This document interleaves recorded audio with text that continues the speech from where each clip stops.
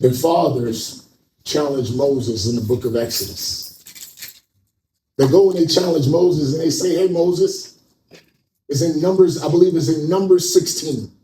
Numbers chapter 16 is where the fathers essentially challenge Moses.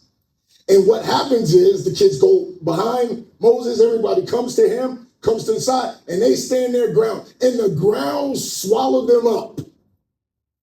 Number 16. But in the scripture, when you go to chapter 26, let's go there. Numbers 26.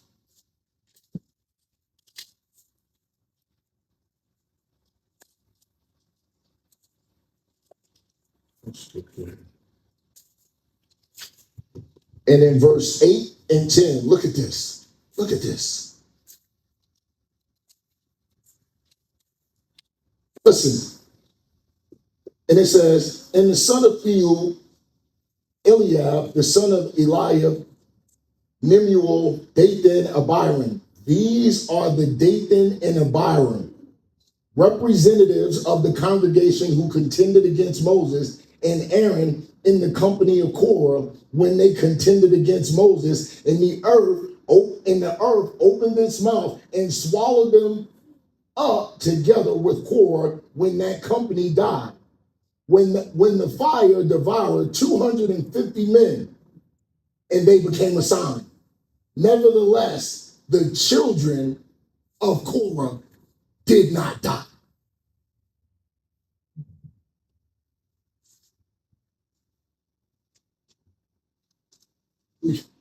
We serve a merciful God.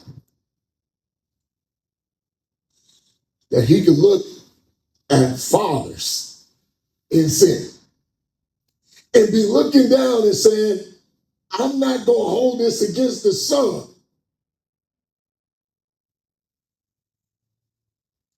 Even though they're gatekeepers and unfaithful.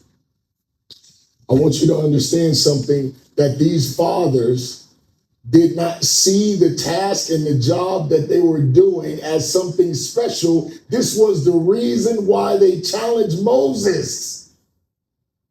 They didn't respect the office of being a gatekeeper. They said, no, Moses, who are you and who do you think you are? But in generations later, go with me to Psalm 84. Psalm 84.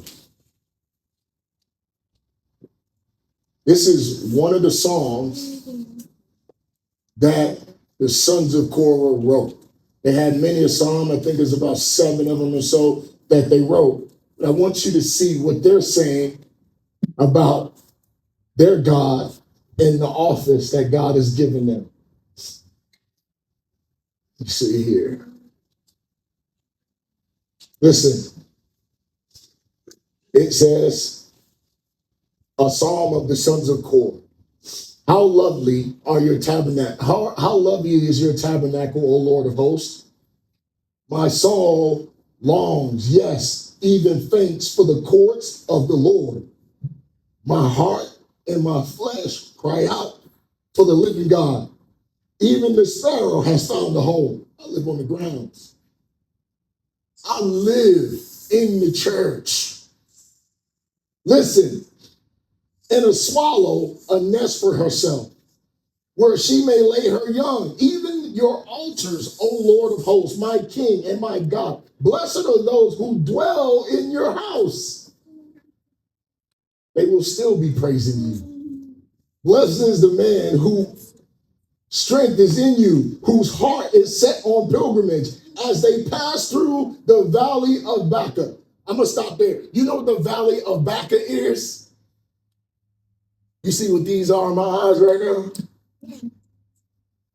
It's the valley of tears. You see, so when they're talking about when I'm going through something,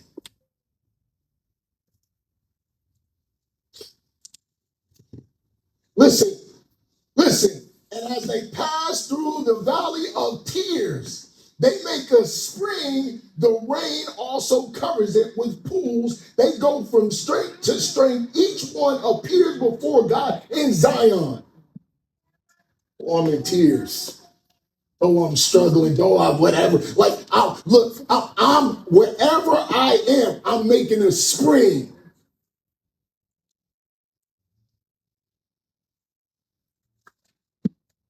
Listen.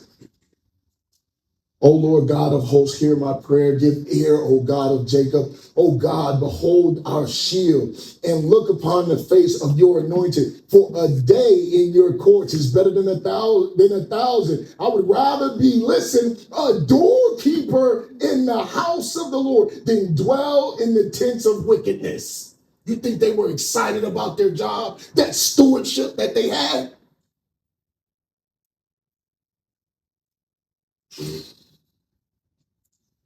And when you understand where they came from,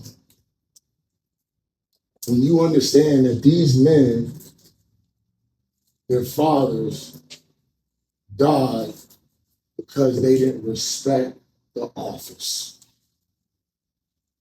But yet God said, I'm going to look at you, sons, and I'm not going to hold you accountable for your father's deeds. And here they are. When we look at the book of Psalms, the Psalm of David, the sweet psalm is David. David saw fit to take these sons of Korah and say, you know what? Y'all are good songwriters. I'm going to pen what y'all write in a book for all of eternity.